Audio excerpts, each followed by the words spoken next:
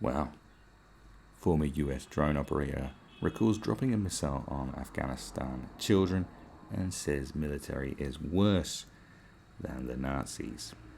Well, bear in mind, he did drop a missile on some Afghani children, and then he turns around and says, the military is worse than the Nazis.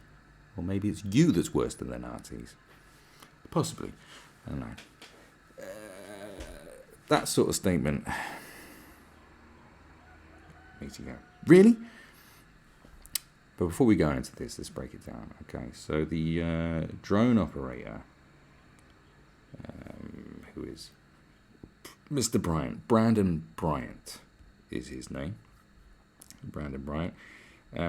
This is in an interview with Democracy Now! Okay, Democracy Now! is a heavily left-leaning website, very progressive. If you look on the sort of media bias scale, it's like over here left, but it's not considered far left. It's the one before far left is what it's considered to be. And on the website, everything is anti-war, anti-right wing, all anti. Brandon Bryant himself is basically a whistleblower. That's what he's been said to do. Brandon Bryant, after leaving the service, is making claims that intelligence officers visited his family and told them that he was on a ISIS death list, basically, an ISIS kill list. He's on the ISIS kill list, which he claims is concrete evidence of intimidation, for him to keep his mouth shut. Intimidation. Whether it happened and whether it is intimidation tactics, that's very subjective right now. So just to lay out the context of who this guy is and what he's doing, he's obviously very anti what he does. This isn't saying that drone strikes are fucking cool. That's not what I'm saying. I'm just want to give you a bit of context here. A former US drone operator is speaking out against the atrocities he says he was forced to inflict. The thing is, you're forced to inflict it. It's like, you still did it though, didn't you? You still did it.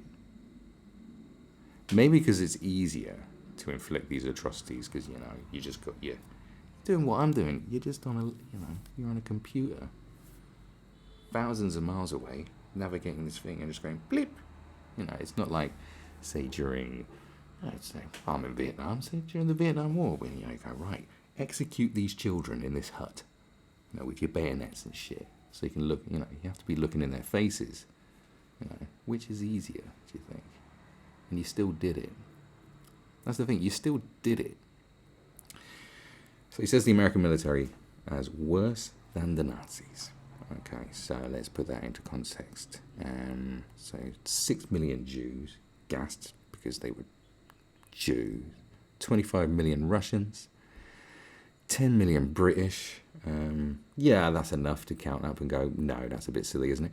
Brandon Bryant was enlisted in the US Air Force for 6 years. During his time with the military, he operated Predator drones. God, what a term.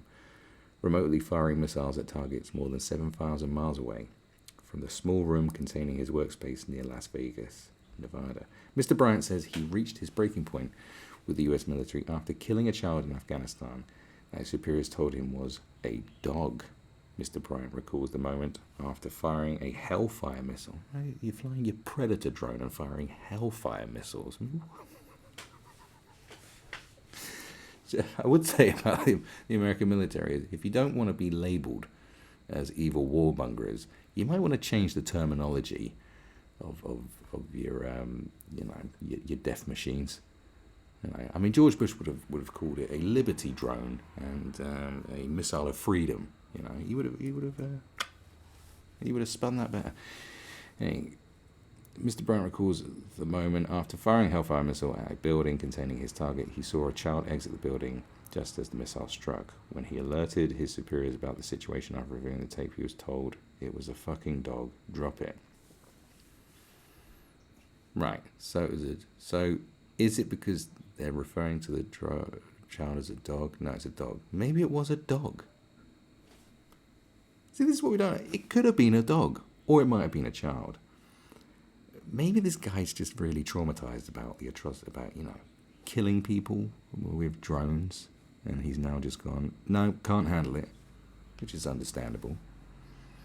Following that incident, Mr. Bryant quit the military and began speaking out against the drone program. During his time in the Air Force, Mr. Bryant estimates he contributed directly to killing 13 people himself, and says his squadron fired on 1,626 targets, including women and children. He says he has been left suffering from post-traumatic stress disorder. Like, people on the front line would probably, I don't know, be a bit more, really? You seen what I seen? Mr. Bryant said he saw the man he targeted bleed out from his legs and watched as his body went cold on the thermal imaging screen. The smoke clears and there's pieces of the two guys around the crater, and there's this guy over here and he's missing a right leg above his knee. He's holding it and he's rolling around and the blood is squirting out of his leg. It took him a long time to die. I just watched him die, Mr. Bryant said in an interview with GQ. That image on the screen is still in my head. Whenever I think about it, it still hurts me, Mr. Bryant said. When I pulled the trigger, I knew that it was wrong. Then why did you do it? Because of orders. Yeah. Well, if you're so morally intact and you can't live with the consequences, then, what's the alternative? You say no, and what? They kick you out of the army. At worst. Throw your ass in jail for a little bit. I mean, what happens when you say no?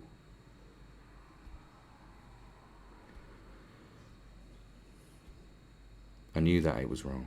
When the middle struck, I knew in my soul. When the middle struck, I knew in my soul I'd become a murderer. Didn't you know that when you started? Other airmen in Mr. Bryant's squadron celebrated his first kill, saying, Bryant's popped his cherry. Mr. Bryant was enlisted from 2006 to 2011, working as a sensor operator, which helps direct missiles to their targets. In conversation with the Root Action Network, Mr. Bryant recalled an instance early in his enlistment where he and his fellow drone operators were shown a video montage of drone strikes, after which they were told their jobs were to kill people and break things. Well, obviously, it went against everything that I had ever learned about honor and justice and training. It was terrifying how dismissive people were about the whole affair. We were safe in the US, and those over there were not. We win, but that's not how it goes. What did you think you were doing? You're firing drone missiles. What do? Bring peace and justice and love to the world. Now they kill people and break things. Oh, well, I don't want any part of that. Like, what are you... It's just so ridiculous. You do sound ridiculous saying that. You do realise that, okay? Well, I thought... Do you know what I mean? You're not in the same situation as a 16-year-old who has no job, no prospects, who's sitting in the job centre going, and the army comes to go, all right, you want to sort your life out? Do you want to be a chef? Yeah, all right, well, join our murder squad. Join the army. It's not the same, is it? Come on, man. Seriously. Mr. Bryant said that despite his misgivings about the program, his superiors used punitive measures and mockery to keep him in line. It broke my spirit. It went against everything I learned about being a warrior, about holding yourself to the highest standards. A warrior. You're a guy flying a plane with a joystick. My superiors psychologically beat me and ridiculed me to keep me in line. They took away my free time and forced me to sit in a seat or be tried under the UCMJ, Uniform Code of Military Justice, for disobeying orders. Well, you would be disobeying orders, and if you think it's the right thing to do, then you just do it. If I get into a situation where I don't think I'm going to be killing innocent people, which ain't going to happen because I'm not that moron. I'm not a moron. And then suddenly I'm killing innocent people in my job. I've had ethical issues with doing fucking telesales. Charity telesales. I've been like, well, if they're old people, they'll always give the money, even though they have the least amount. It's like, well, I'm not blagging them to give me money. That's terrible. I didn't do it.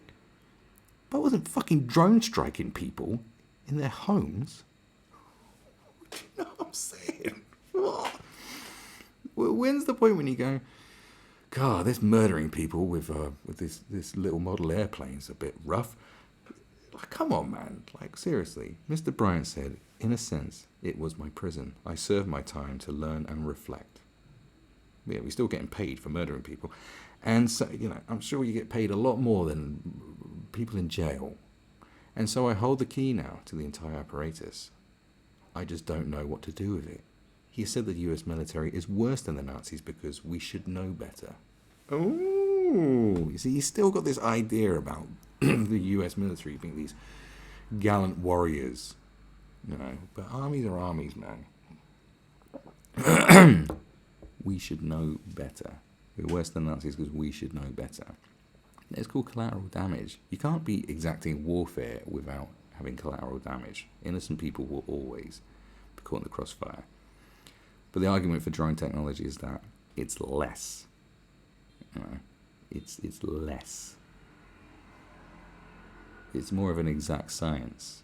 But obviously you have to rely on intel. And people do some scuzzy things of using people as human shields or deliberately having children targeted. This happens a lot, so they can cause outrage. It's a political game, so people can go, well, look at these genocidal, child murdering maniacs. Because it sends a message out, and everyone condemns the people who think they're doing right. This is what goes on, man. I don't know if you know, war's a dirty business. As technology makes it cleaner and more efficient, it's still a dirty business, by the way. Mr. Bryant said he and his family had been threatened for speaking out against the drone program, and that he has lost friends and been estranged from other members of his family over his whistleblowing. Ultimately, Mr. Bryant wants the public to understand the dehumanizing effect of the drone program on the operators and the individuals targeted. I would want people to know, beyond its existence, the consequences it has on us as a species to delineate our power into something so easily destructive. Every time we get closer to that edge, we're going to have to realize where it places us. Alright. The message may be strong, but the messenger is broken. This is the way I'd say it. Someone dealing with his demons of his decisions is just going to throw the whole thing under the bus and blame everyone else. It's like, take some responsibility. Well, I thought I was a brave warrior. Do you know what I'm saying? Well, I didn't know this was going to go on. It's like, what?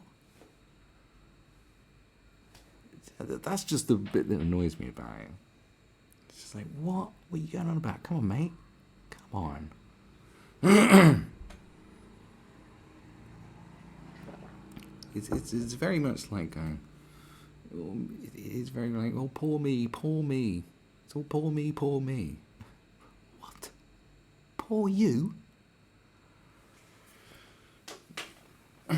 That's the bit about it I don't like.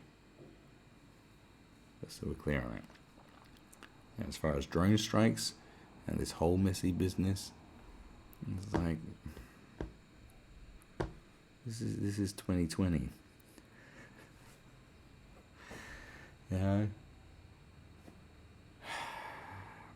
It just baffles me. The poor me narrative. Everyone's a victim, including me.